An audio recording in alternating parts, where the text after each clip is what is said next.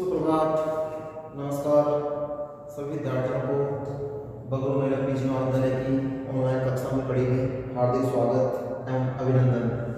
आज हम बीए और बीएड द्वितीय वर्ष के विषय इतिहास के रूप में मध्यकालीन भारतीय इतिहास, जिसका समय 12वीं से 18वीं शताब्दी का है, उसके प्रथम प्रश्न पत्र के रूप में अध्ययन कर रहे हैं।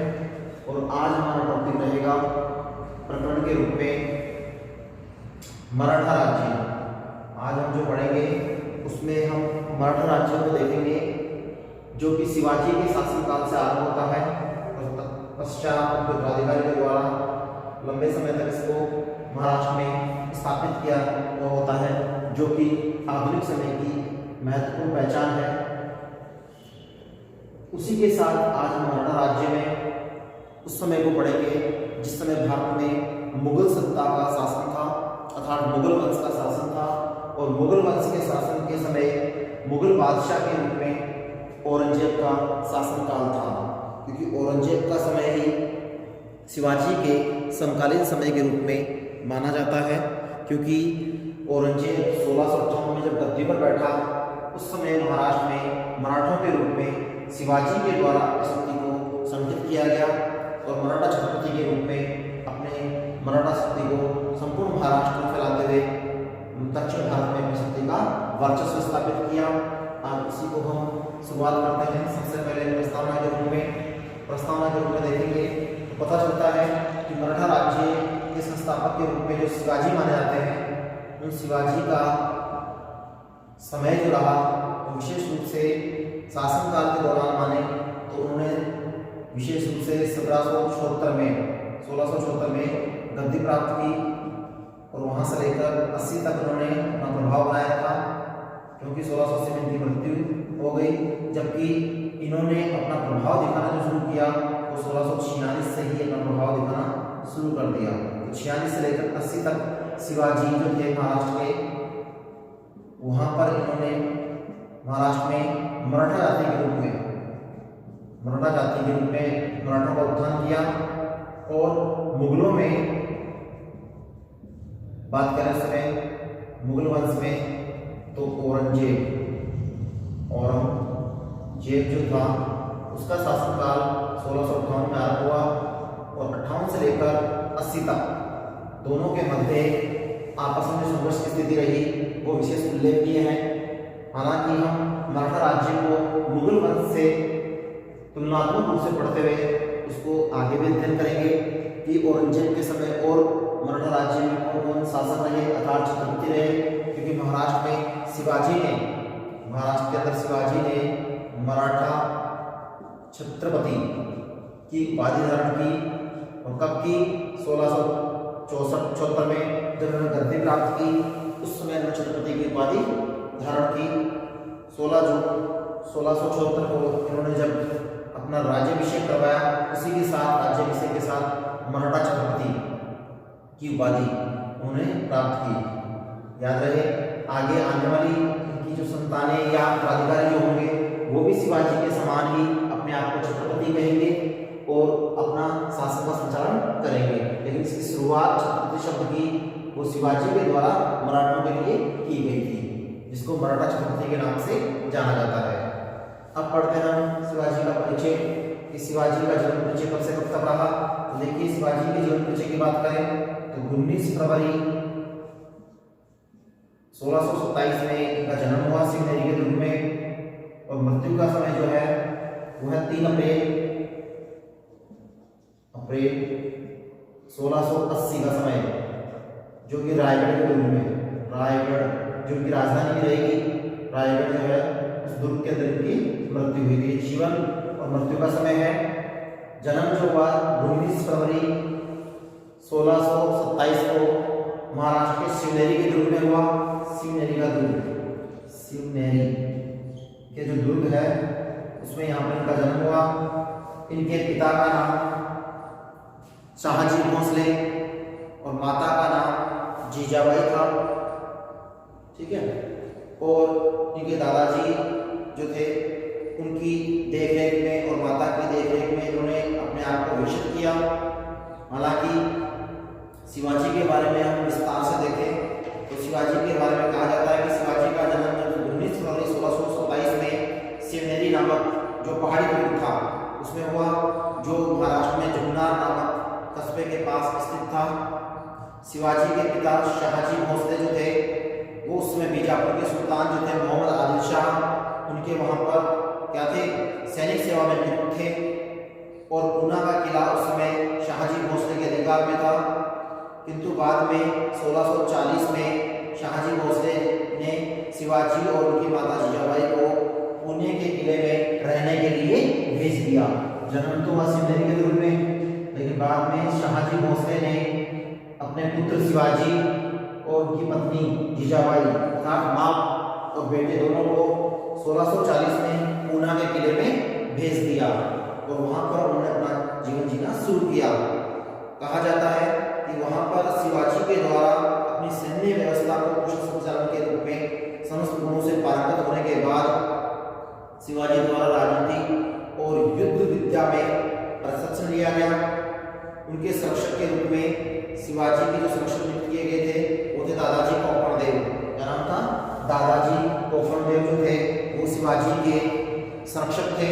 उन्हीं के नेतृत्व में उन्होंने युद्ध विद्या का प्रशिक्षण लिया और महाराष्ट्र में उन्होंने स्वतंत्र राज्य स्थापित करने के लिए अलग अलग मराठा दुर्गों पर अधिकार करना शुरू किया, क्योंकि उस समय तक शिवाजी महाराष्ट्र को जीत कर एक संगठित और स्वतंत्र मराठा राज्य के रूप में स्थापित करना चाहते थे। इसी उद्देश्य को ध्यान में रखकर उन्होंने एक एक करके मराठा किलों को जीतना शुरू कर दिया, अर्थात महाराष्ट्र के आसपास में जितने भी किले थे उन सबको जीतना शुरू किया। माना जाता है कि महाराष्ट्र में लगभग 240 के लगभग दुर्ग थे, किले थे, क्योंकि पहाड़ी क्षेत्र था जो अलग अलग क्षेत्रों में फैला हुआ था। लेकिन उस समय मराठों के पास जो थे वो लगभग 35 दुर्गों की चर्चा आएगी, जो आगे हम पढ़ेंगे कि जब औरंगजेब की ओर से मिर्जा राजा जयसिंह और शिवाजी के मध्य जब पुरंदर की संधि होगी तब शिवाजी उसमें 23 किले जो है मुगलों को सौंपेंगे और शेष 12 किले अपने पास रखेंगे। तो ये उस चीज़ का इंगित करता है कि उस समय उनके पास 35 दुर्ग या किले थे। अतः शिवाजी ने समस्त महाराष्ट्र को जीतकर मराठा शक्ति को संगठित करने के लिए एक एक किले को जीतना शुरू किया। इसकी शुरुआत उन्होंने सर्वप्रथम तोरण के दुर्ग से की। तो आपसे पूछा जाए कि शिवाजी ने सबसे पहले कौन सा दुर्ग जीता? तोरण का जो दुर्ग था, इस तोरण के दुर्ग को उन्होंने 1646 में जीता। शुरुआत उन्होंने यहाँ से की, जैसा कि मैंने लिखा कि 1646 से 80 तक इन्होंने महाराष्ट्र में अपना प्रभाव बनाए रखा, लेकिन 76 में इन्होंने अपना राज्य अभिषेक करवाया और 80 में इनकी मृत्यु हो गई। तो ये इनका उस प्रभाव काल का समय है। तोरण का दुर्ग पहला दुर्ग था जिस पर इन्होंने अधिकार किया 1646 में। इसे अपने अधिकार में करने के बाद शिवाजी आगे बढ़ते गए और दूसरा मुख्य किला जो था पुरंदर का किला, जिसे शिवाजी ने 1648 में मराठा सरदार नीलोजी नीलकंठ, क्या नाम था?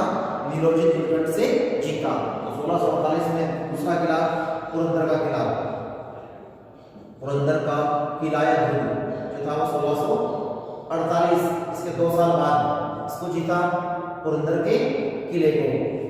ठीक है, उसी के बाद आगे बढ़ते हैं। शिवाजी के द्वारा सबसे महत्वपूर्ण विजय जो की वो थी ज्वाली की विजय।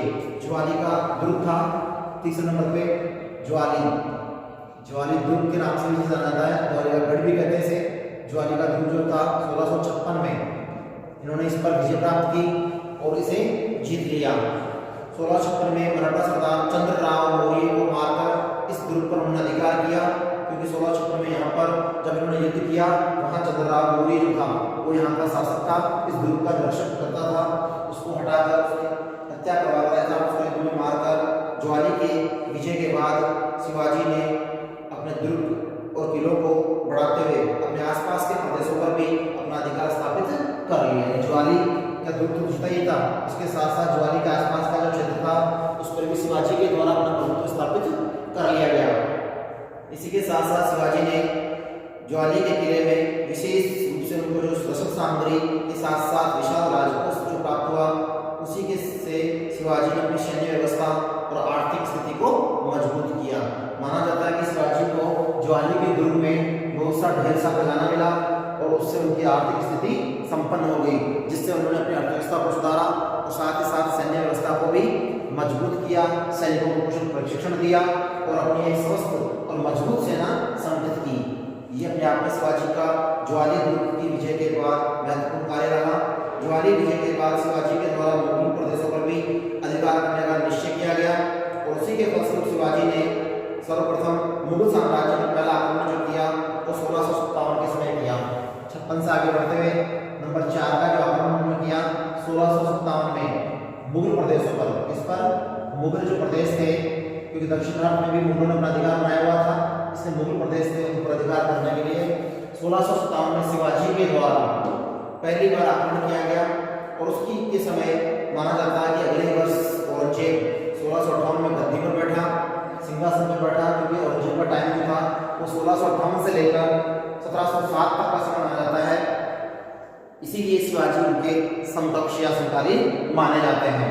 तो 1658 में जब कौन गद्दी पर बैठे, मुगल बादशाह के रूप में औरंगजेब गद्दी पर बैठा, तब शिवाजी तथा महाराष्ट्र और दिल्ली तथा औरंगजेब के मध्य आपस में संघर्ष होना स्वाभाविक था।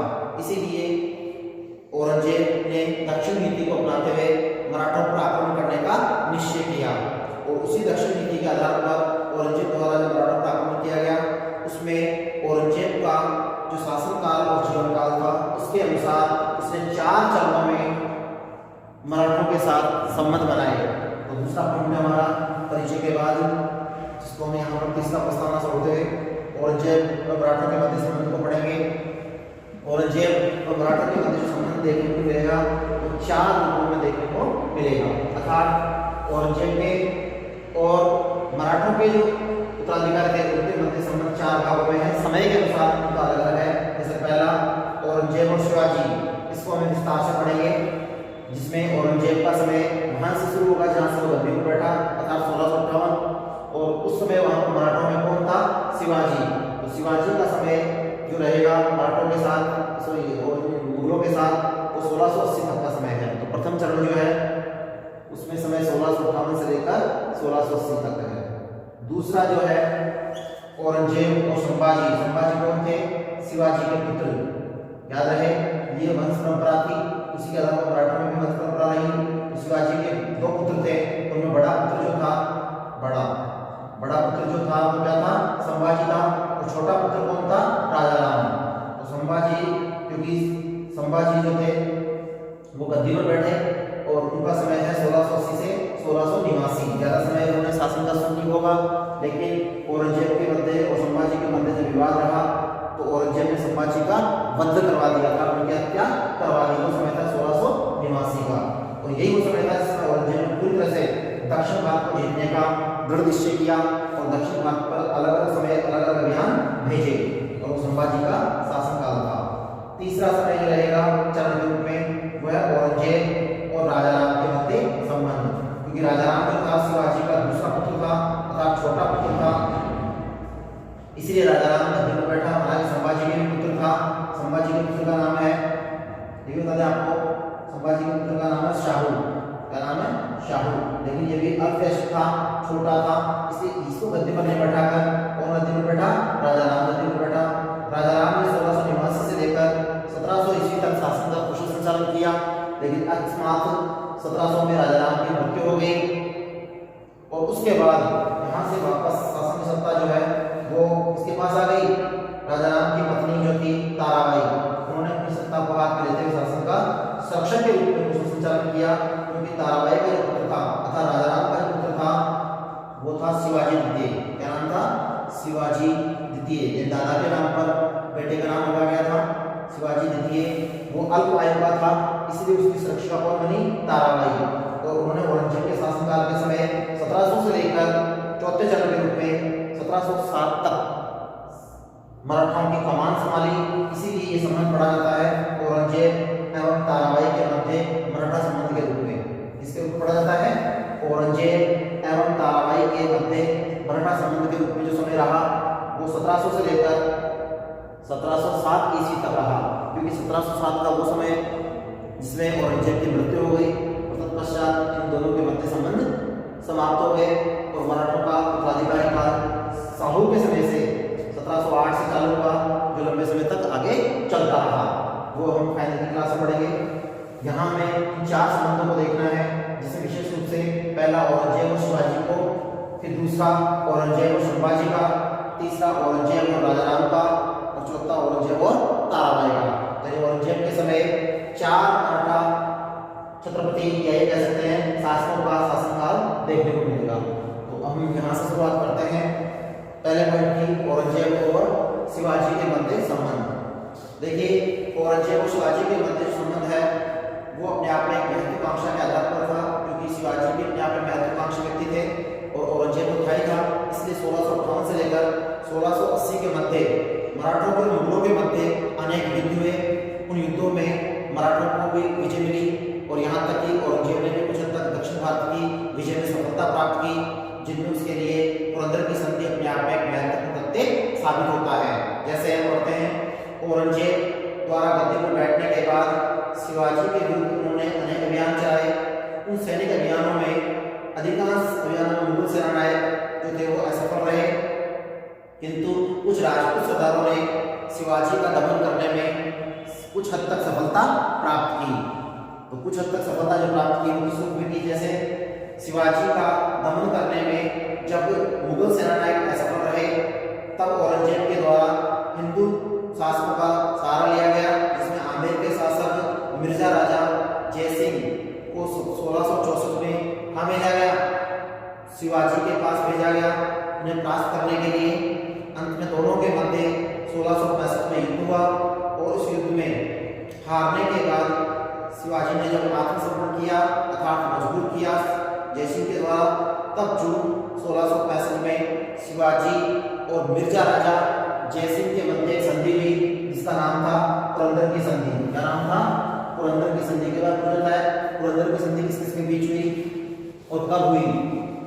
तो 1665 ईस्वी में हुई थी पुरंदर की संधि, और ये मुगलों की ओर से युद्ध लड़ने वाला राजपूत शासक जो था वो कौन था?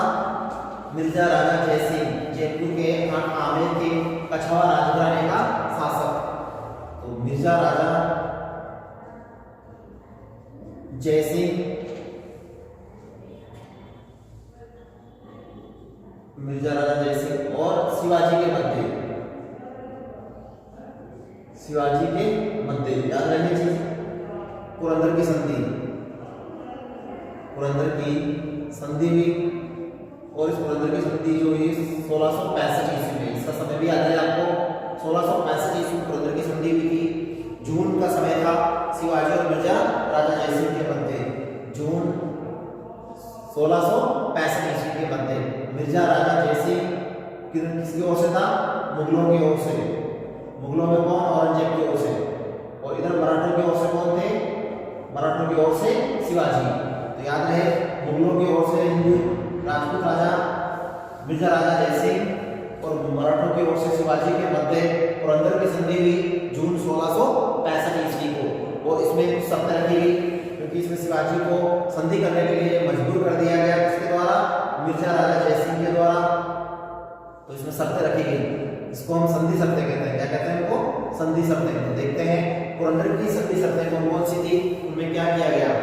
तो शिवाजी जब इसमें आत्मसमर्पण किया तो दोनों के मध्य जो संधि हुई उसमें निम्नलिखित बातें रखी गई। जैसे पहली, शिवाजी के द्वारा 23 किले और 4 लाख की आय का प्रदेश जो है वो मुगलों को सौंप दिया गया। 23 को किले दे दिए गए। यही वो संधि थी जिसमें 23 किले किसको दिए? मुगलों को दिए। किसने दिए? शिवाजी ने दिए। और 4 लाख हूण, 4 लाख हूण। हूण क्या थी? उस समय की मराठों की मुद्रा थी। मराठों की क्या थी? ये मुद्रा। इसमें 1 हूण बराबर 3.5 रुपए की राशि हुआ करती थी। 1 हूण बराबर कितना था? 3.5 रुपए। तो 4 लाख हूण जो है इसको दिए गए? मुगलों को दिए गए। किसकी ओर से? शिवाजी की ओर से। ये भी याद रहे आपको कि हूण क्या थी? मराठों का एक सिक्का था, अर्थात मराठों की मुद्रा थी, जिसमें ये सिक्का जो था 1 हूण के बराबर, 1 हूण के बराबर क्या था? 3.5 रुपए। याद रहे कि 3.5 रुपए जो थे वो क्या थे? 1 हूण के बराबर थे। तो 4 लाख हूण कितनी दी गई? 4 लाख हूण दिए गए थे इनको, मुगलों को। ये अपने आप में महत्वपूर्ण तथ्य है जो संधि की पहली शर्त के रूप में माना गया है कि 4 लाख हूण किसको दे दी गई? मराठों के द्वारा मुगलों को दे दी गई। किसमें? पुरंदर की संधि में। और साथ में क्या दिया गया? 33 किले भी दे दिए गए। ये भी अपने आप में महत्वपूर्ण है। 33 किले जो है वो किसको दे दिए गए? मुगलों को दे दिए गए पुरंदर की संधि की शर्तों के अनुसार। और दूसरा है 12 किले एवं 1 लाख ऊंट की आय का प्रदेश किसके पास शेष रह गया? शिवाजी के पास छोड़ दिया गया। 12 किले और 1 लाख ऊंट ये किसके पास रही? शिवाजी के पास। दूसरी शर्त ये थी जून 1665 की पुरंदर की संधि की कि 12 किले जो है किसके पास आएंगे? शिवाजी के पास। तो 23 + 12 टोटल 35 किले उसमें शिवाजी के पास थे। कितने किले? शिवाजी के पास कितने किले थे उसमें? 35 किले। उनमें से 23 किले किसको दे दिए? मुगलों को। किसके अनुसार? संधि शर्तों के अनुसार। शेष 12 किले और 1 लाख ऊंट की राशि का प्रदेश शिवाजी के पास रहा। तीसरा, शिवाजी के द्वारा मुगलों की अधिकता स्वीकार कर ली गई। ये महत्वपूर्ण तथ्य था।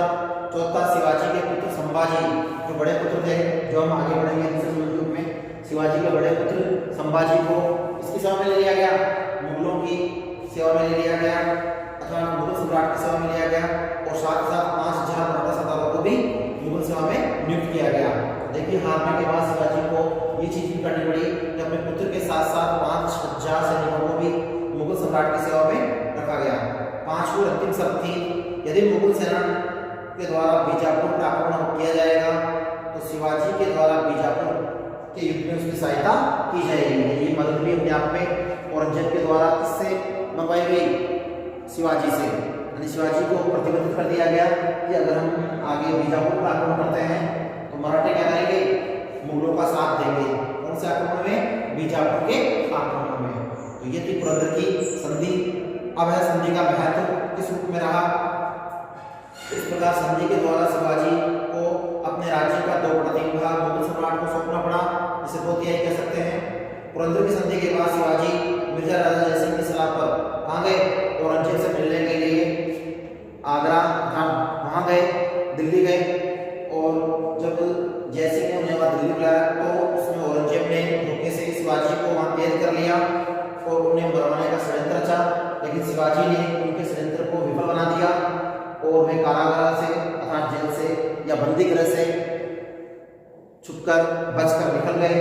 और वहाँ से निकलकर आगरा होते हुए इलाहाबाद से बुंदेलखंड, गोंडवाना, उड़ीसा होते हुए गोलकुंडा जो आंध्र प्रदेश में, वहाँ से होते हुए पूना पहुंचे। और पूना पहुंचने के बाद उन्होंने महाराष्ट्र में वापस से किलों को जीतना आरंभ कर दिया। जो किले पुरंदर की संधि में मुगलों ने मराठों से छीने थे, उन्हें वापस से पुनः प्राप्त करने के लिए शिवाजी ने अपने प्रयास करने शुरू कर दिए और उन्होंने एक एक करके अधिकांश मराठा किलों को वापस मुगलों से छीन लिया। उन्होंने शिवाजी के द्वारा पुरंदर की संधि के अंतर्गत जो मुगल सौंपे गए थे उन्हीं किलों को वापस प्राप्त किया। और साथ ही साथ उन्होंने शिवाजी ने अपनी राजधानी रायगढ़ को बनाया। किसको बनाया? रायगढ़। जब आप पूछते हैं शिवाजी की राजधानी कौन सी थी? रायगढ़। राजधानी जो बनाई उन्होंने कौन सी बनाई? रायगढ़ बनाई। और रायगढ़ राजधानी बनाने के बाद यहीं पर इन्होंने क्या किया? अपना राज्याभिषेक जो किया वो कहाँ पर किया? 1676 ईस्वी में किया। ठीक है, कहाँ पर? रायगढ़ में ही किया इन्होंने अपना राज्याभिषेक। और 16 जून का समय था वो। हिंदू धर्म शास्त्रों के अनुसार अपना राज्याभिषेक करवाया। और शिवाजी का राज्याभिषेक काशी के पंडित कौन थे? विश्वेश्वर गंगा भट्ट के द्वारा करवाया गया। विश्वेश्वर गंगा भट्ट जो था वो काशी का पंडित था, उसके द्वारा राज्याभिषेक करवाया गया था 16 जून। ठीक है, 1676 ईस्वी को राज्याभिषेक हुआ। राजधानी रायगढ़ बनी। ठीक है, शिवाजी के द्वारा राजधानी रायगढ़ बनाई गई और विश्वेश्वर गंगा भट्ट के द्वारा राज्याभिषेक करवाया गया। और शिवाजी ने छत्रपति की उपाधि धारण की। यही वो समय था जिसमें शिवाजी ने मराठा छत्रपति के रूप में गद्दी प्राप्त करते हुए उपाधि प्राप्त की। उपाधि कौन सी ली?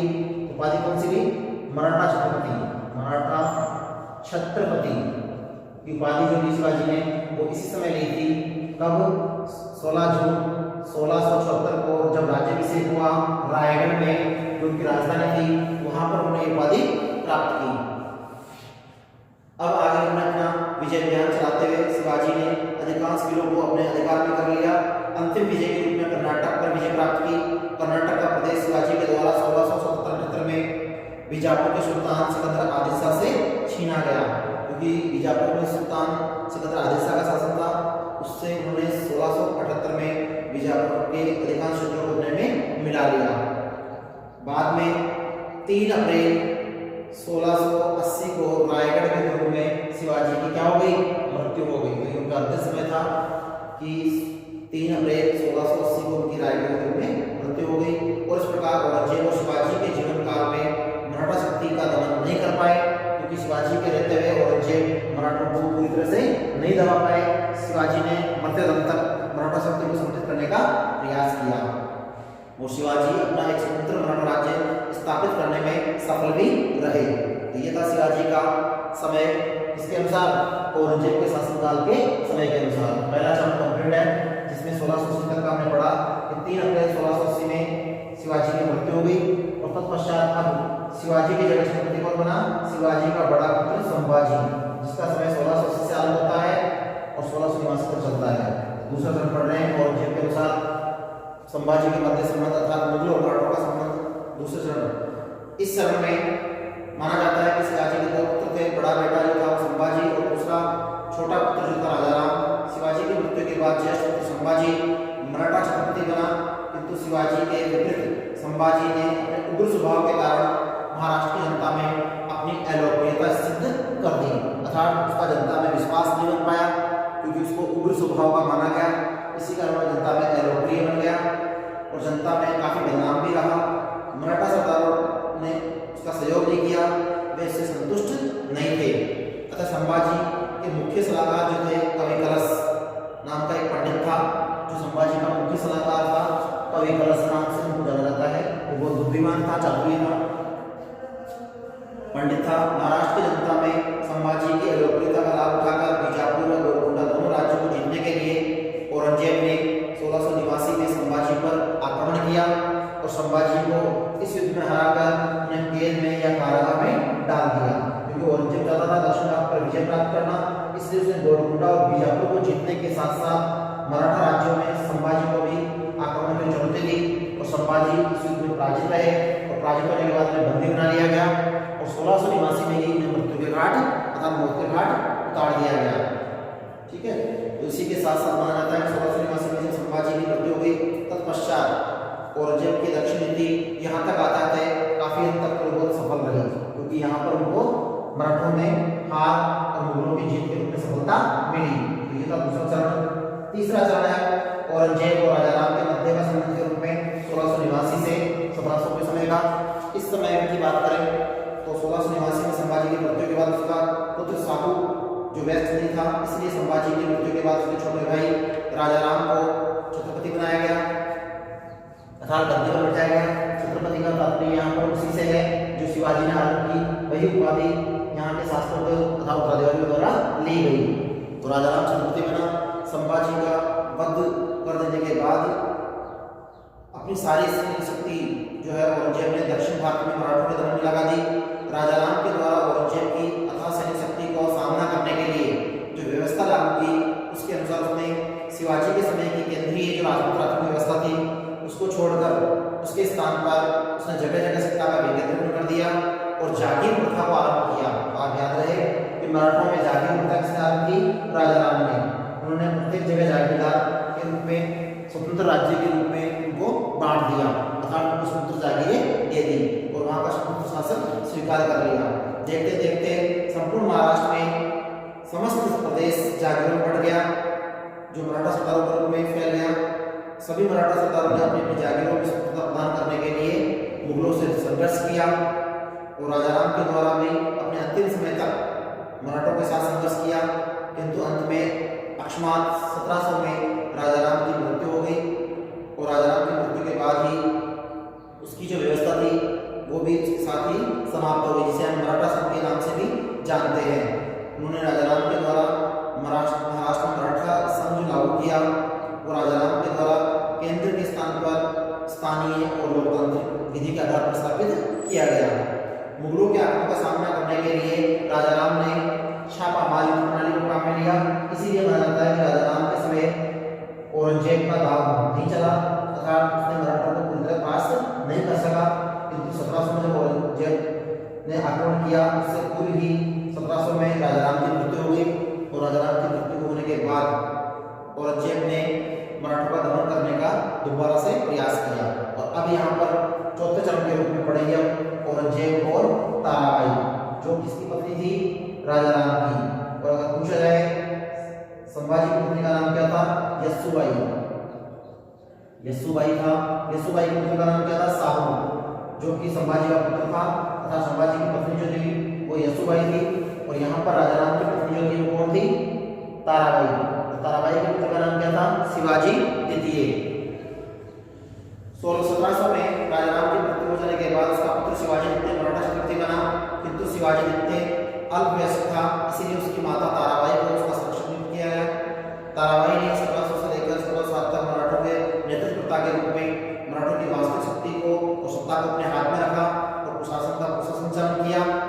इस समय ताराबाई मराठों का नेतृत्व करने वाली महिला थी तथा जिसने मराठों को संगठित करते हुए औरंगजेब से सामना किया। और अंत में माना जाता है कि औरंगजेब के द्वारा भी बार बार आक्रमण करने के बाद मराठों का नेतृत्व जब ताराबाई के हाथ में रहा तब उसे विशेष सफलता नहीं मिली, लेकिन फिर भी उस समय ताराबाई के हाथ में लगभग 8 किले माने जाते हैं। ताराबाई के शासनकाल के दौरान ताराबाई के पास कितने किले थे? 8 किले।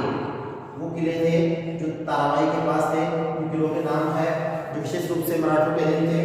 पहला सतारा, दूसरा पागली, तीसरा पनाला, चौथा सिंहगढ़ और पांचवा विशालगढ़, छठा तोरण का किला, सातवां रायगढ़ और आठवां जो था वामनखेड़ा।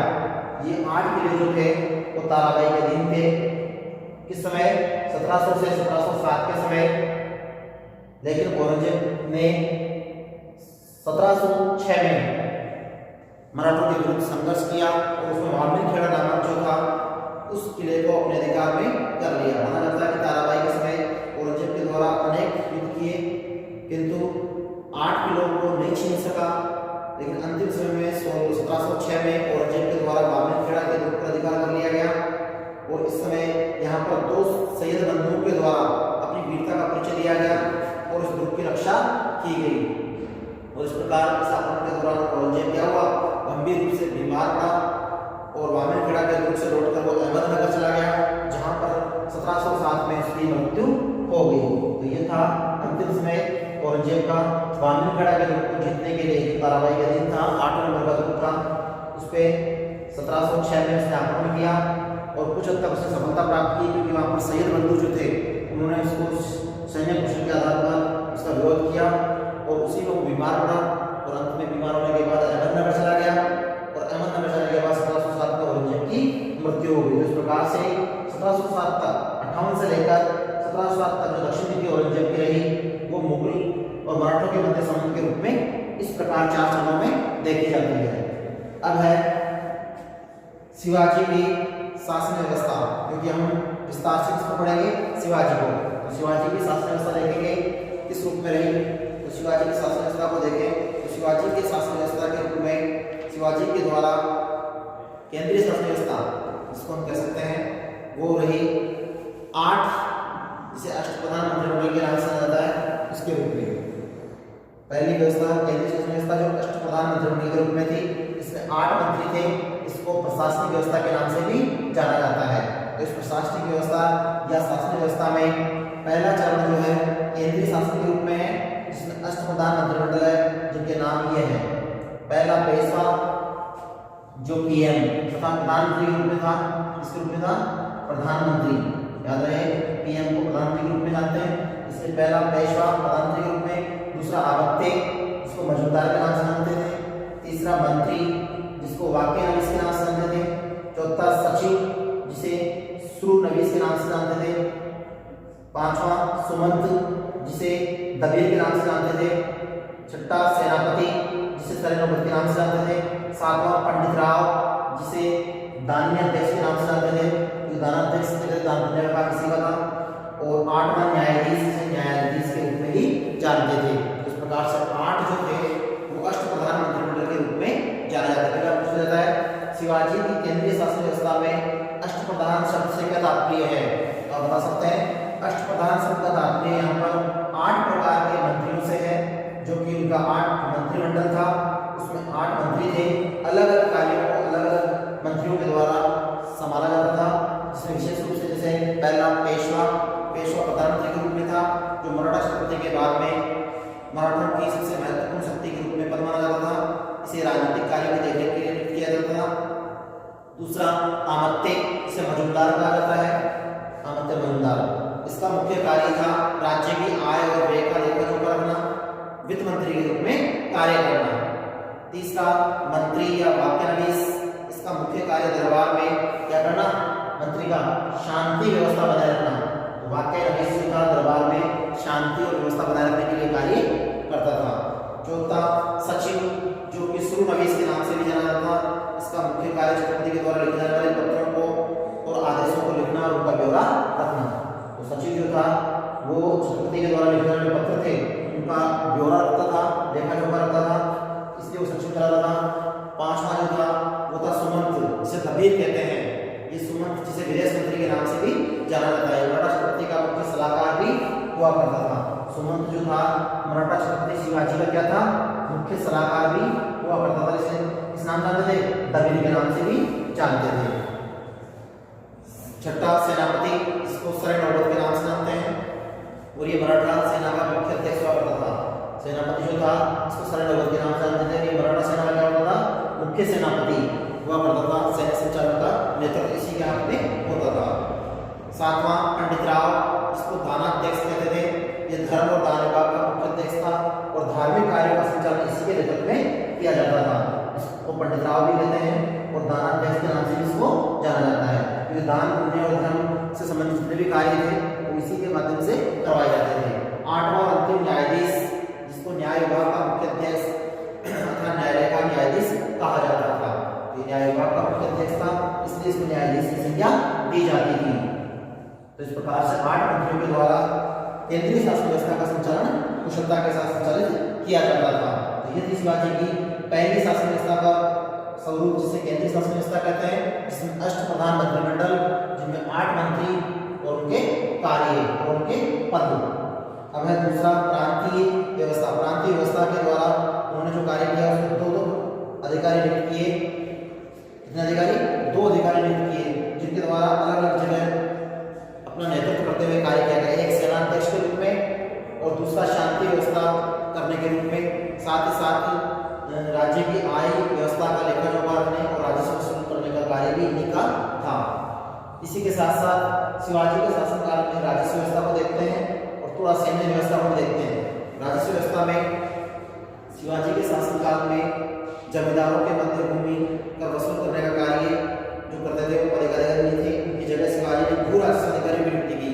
क्योंकि भू राजस्व अधिकारी जो थे वो राज्य की आय व्यय का लगान वसूल करने का कार्य करते थे। इस व्यवस्था को रैयतवाड़ी के नाम से भी जाना जाता है। शिवाजी ने जो लगान वसूली की व्यवस्था आरंभ की महाराष्ट्र में, इसे किस नाम से जाता है? रैयतवाड़ी। साथ ही साथ शिवाजी ने भूमि का नापचौक और उसका निर्धारण करने के लिए पेमवाइज पद्धति को लागू किया। भूमि की पेमवाइज के साथ साथ उन्होंने भूमि की नापचौक जो की उसमें काठी और छड़ी का प्रयोग किया। शिवाजी के द्वारा भूमि कर के दर को कुल उपज के आधार पर अर्थात उत्पादन के आधार पर निर्धारित किया गया। एक महत्वपूर्ण कार्य था पूरा व्यवस्था में कि शिवाजी ने लगान लगाया, किस आधार पर लगाया? उपज के आधार पर। जितना उत्पादन था उसी के आधार पर लगान को आधारित किया गया। भूमि कर के रूप में आय का मुख्य स्रोत था। इसी के साथ साथ उन्होंने चौथ और स्वदेशमुखी, ये 2 कर महत्वपूर्ण है मराठों के, जो शिवाजी के द्वारा उसको वसूल किए जाते थे, जिनमें चौथ और स्वदेशमुखी समझना बहुत जरूरी है कि चौथ क्या था और स्वदेशमुखी क्या था। तो देखिए पहला कर जो था चौथ कर, ये मराठों के द्वारा लिया जाता था। दूसरा स्वदेशमुखी, स्वदेशमुखी नाम से पता लग रहा है। स्वदेशमुखी में 1/10 भाग कर लिया जाता था और इसमें 25% अर्थात चौथाई भाग 1/4 भाग भी कर सकते हैं 1 रुपये का, इसे चौथ के रूप में लिया जाता था। मराठों के द्वारा ये कर किससे लिए जाते थे? देखिए चौथ और स्वदेशमुखी जो कर थे मराठों के द्वारा वो किस रूप में लेते थे? चौथ एक कर था जो मराठों के द्वारा अलग राज्यों से लिया जाता था, उनसे वसूल किया जाता था, जिसमें उस राज्य की रक्षा करने का अर्थात उसको लूटपाट न करने की गारंटी दी जाती थी। और 25% अर्थात चौथाई भाग बदले में मराठों ने कर के रूप में वसूला। तो वो क्या कहलाया? चौथ कहलाया। क्या कहलाया? चौथ। 25% जो कर लिया गया तो चौथ चौथ के रूप में जाना गया। जबकि दूसरा कर जो था वो मराठा राज्य के अलावा दूसरे जो राज्य थे उनसे वसूल किया जाता था, और उसमें उसका 1/10 भाग, जिसे सरदेशमुखी के नाम से जानते थे, वो इसलिए वसूल किया जाता था कि उस राज्य को मराठों की अधीनता स्वीकार करनी होती थी, और साथ ही साथ भविष्य में शांति व्यवस्था बनाए रखने के लिए जो जिम्मेदारी होती थी मराठों की हुआ करती थी। उनकी बाह्य आक्रमणों से रक्षा की जिम्मेदारी किसकी थी? मराठों की। इसी एवज में ये कर वसूल किया जाता है, जिसको सरदेशमुखी के नाम से जाना जाता है, जो आगे शाहू के काल में आकर पेशवाओं के द्वारा कठोरता से वसूल किया जाएगा और मराठों की शक्ति को विकसित किया जाएगा। फिलहाल यहाँ पर शिवाजी के समय का विधिवत रूप से पालन करते हुए ये दोनों कर लगाए गए थे, जिसको चौथ और सरदेशमुखी के नाम से जानते हैं। अब है इनकी सैन्य व्यवस्था, पूरा कंप्लीट है। अब है सैन्य व्यवस्था इसकी शिवाजी की सैन्य व्यवस्था को देखें तो शिवाजी के पास एक विशाल सेना थी जो शक्तिशाली थी। उसमें 1 लाख पैदल सैनिक थे, 45,000 घुड़सवार थे, 60,000 सिलेदार जिनको कह सकते हैं पैदल सैनिक थे। इन घुड़सवारों को वारगिरी भी कहते थे। दोनों घुड़सवारों में घुड़सवारी जो थी यावा घुड़सवारी, जिसे पागा के नाम से जानते हैं, पागा घुड़सवारी के नाम से जानते हैं, वो श्रेष्ठ थे। इसी के साथ साथ शिवाजी की सेना में 300 हाथी और उनके अधिकार में लगभग 240 किले थे। तो देखिए ये सेना का और सैन्य क्षमता का प्रतीक है। उनकी सेना में 300 हाथी भी थे और 240 के लगभग उनके छोटे बड़े दुर्ग भी थे, किले थे, और इस प्रकार से उनकी सेना समृद्ध थी। अब है प्रांतीय शासन। अब क्या पढ़ेंगे? प्रांतीय शासन। प्रांतीय शासन में शिवाजी के द्वारा अपने राज्य को 4 प्रांतों में बांटा गया। कितने प्रांतों में बांटा गया? 4। याद रहे, 4 प्रांत बनाए गए, उनमें 2-2 अधिकारी नियुक्त किए गए विकेंद्रीकरण के आधार पर। जिसमें जिलों की बात करें स्थानीय शासन के रूप में तो 14 जिले, 4 प्रांतों में कितने जिले थे? 14 जिले। याद रहे कितने जिले बांटे गए थे? 14 जिले। जिलों को प्रगणों को गांव में, याद रहे प्रगणे किसमें? छोटी इकाई के रूप में ग्राम में। प्रगणे किस रूप में आएंगे? तहसील के रूप में। जिले प्रगणे समान थे, इसीलिए 14 जिलों में बांटा गया। प्रत्येक प्रांत में या जिले में 2-2 अधिकारी नियुक्त किए गए, जिन्हें सूबेदार या कामिलदार, क्या नाम दिया गया है? सूबेदार या कामिलदार के नाम से जाना जाता था। सूबेदार का क्या कार्य था? सूबेदार प्रांत का अध्यक्ष हुआ करता था और अपने प्रांत में शांति व्यवस्था बनाए रखता था। याद रहे जो 2 अधिकारी नियुक्त किए गए, उसमें पहला कौन सा था? सूबेदार। सूबेदार जो था वो क्या करता था? प्रांत के अंदर शांति और व्यवस्था बनाए रखने का मुख्य कार्य करता था। कामिलदार जो था वो अपने आप में व्यवस्थित था। ये प्रांत का भू राजस्व अधिकारी था। ये प्रांत की भू राजस्व व्यवस्था का मुख्य अधिकारी मानने के साथ साथ प्रांत में और जिलों में प्रगणों में विभाजित करते हुए प्रगणों को देश भी कहा जाता था। प्रत्येक प्रगणे में शासन चलाने के लिए किन्हें नियुक्त किया गया था? 2 अधिकारी नियुक्त किया गया था। प्रगणा जो है स्थानीय शासन व्यवस्था में आएगा। स्थानीय शासन व्यवस्था के रूप में जो प्रगणे बनाए गए, उन प्रगणों में शासन संचालन के लिए कितने अधिकारी नियुक्त किए गए? 2 अधिकारी जो नियुक्त किए उनमें कौन थे? पहला नाम है देशमुख और दूसरा का नाम है देशपांडे। तो याद रहे शिवाजी ने महाराष्ट्र में स्थानीय शासन के संचालन के लिए प्रगणों में 2-2 अधिकारी नियुक्त किए, जिनमें पहला अधिकारी था देशमुख और दूसरा देशपांडे। देशमुख जो था वो प्रगणे का अध्यक्ष था, जिसको सैन्य अधिकारी भी कह सकते हैं। सेना की शासन व्यवस्था का संचालन करता था।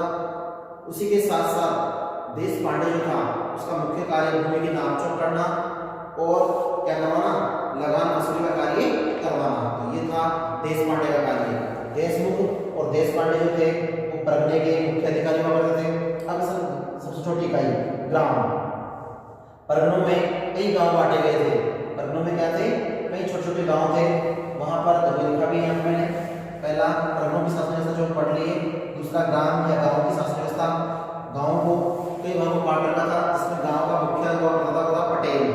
पटेल को गांव का मुखिया कहते थे, जिसे मुकद्दम के नाम से भी जानते थे। याद रहे गांव का मुखिया कौन था? पटेल। और पटेल को क्या कहते थे? मुकद्दम भी कहते थे, जो गांव का मुख्य अधिकारी हुआ करता था। सरपंच जैसे होता था उसी प्रकार यहाँ पर मुकद्दम हुआ करता था। फिर है कुलकर्णी। ये शब्द वहीं से आए हैं, महाराष्ट्र से, जो मराठा शब्द है। कुलकर्णी गांव की भू राजस्व व्यवस्था की देखभाल करने का कार्य करता था। कुलकर्णी कौन था? गांव की भू राजस्व व्यवस्था का लेखा जोखा उनका हिसाब किताब रखता था। तीसरा चौगुल। ये पटेल का सहायक कर्मचारी हुआ करता था, जिसको चौगुल के नाम से जानते थे। चौथा महार।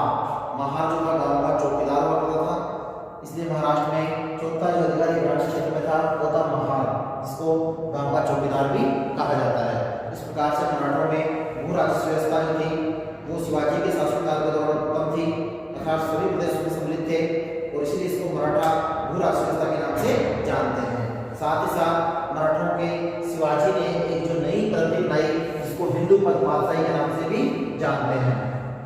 हिंदू पद पादशाही, याद रहे कई बार पूछता है हिंदू पद पातशाही की स्थापना किसके द्वारा की गई, तो मराठा शिवाजी के द्वारा इस व्यवस्था को स्थापित किया गया। हिंदू में पद पातशाही के रूप में उसने अपने आप को क्या किया, हिंदू पद पातशाही की स्थापना करते हुए मराठा इतिहासकार जो था जदुनाथ सरकार, उन्होंने अपनी पुस्तक हिस्ट्री ऑफ मराठा में इसके बारे में लिखा है। हिस्ट्री ऑफ मराठा किसकी पुस्तक है, महाराष्ट्र के इतिहासकार प्रसिद्ध रहे हैं जदुनाथ सरकार, जिसको सर देसाई के नाम से भी जानते हैं, जे.एस. देसाई। जे.एस. देसाई जो है जदुनाथ सरकार जो थे, उन्होंने इनके बारे में विस्तार से उल्लेख किया है। इसमें मराठा की पुस्तक लिखी मराठों के बारे में, इसको हिस्ट्री ऑफ मराठा के नाम से जानते हैं। उसी में बताया कि शिवाजी वो व्यक्ति थे जिन्होंने हिंदू पद पातशाही की स्थापना की। तो ये थे शिवाजी और उनका शासन व्यवस्था। तो परीक्षा में इनमें से एक जरूर आता है, या तो पूछा जाता है मराठा के मध्य और